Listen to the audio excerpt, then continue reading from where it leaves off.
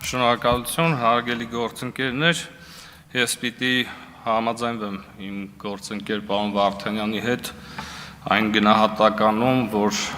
սա իսկապես ուշացած նախագիծ է, բայց անկեղծ ասած ես ընդդիմադիրների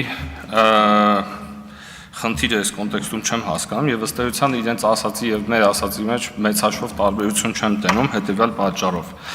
Իհարկե հեծի մասնավորապես վերջի տարիներին մատուցած ծառայությունների որակի մասին հավերժ կարելի է խոսալ կամ որակի բացակայության մասին, բայց ես կարծում եմ, որ Սամվել Կարապետյանի հայտարարությունը իրականում գալիս է ապացուցելու, որ այս նախագիծը ուշացած է, ինչու, որովհետև ես նրանց զարմանում եմ, ինչից են զարմանում մեր գործընկերները, այսինքն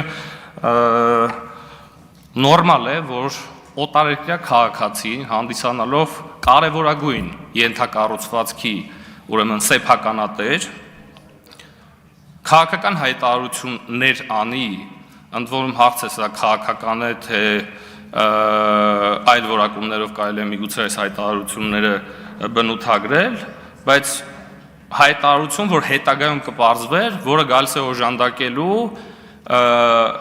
մի խմբակի, որոնք հետագայում կպարզվեր, որ տերորիստական ակտեր էին նախապատրաստում Հայաստանի Հանրապետությունում, եւ այդ մարդը պետքա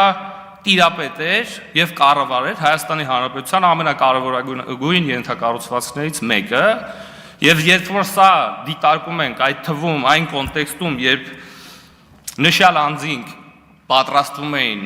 համատարած ամբողջ հանրապետությունով մեկ հոսանքի անջատումներ կազմակերպեին եւ այլ, ես կարծում եմ այս կապը չտեսնելը ուղղակի անմտություն է եւ ես առաջարկում եմ մեր գործընկերներին եւ այդ թվում ընդդիմությանը չտեսնել հակասություն մեր ասացի եւ ձեր ասացի մեջ, այո, սա ես կրկնում եմ Սամվել Կարապետյանի հայտարարությունը գալիս է ապացուցելու, որ այս նախագիծը ուշացած է։ Շնորհակալություն։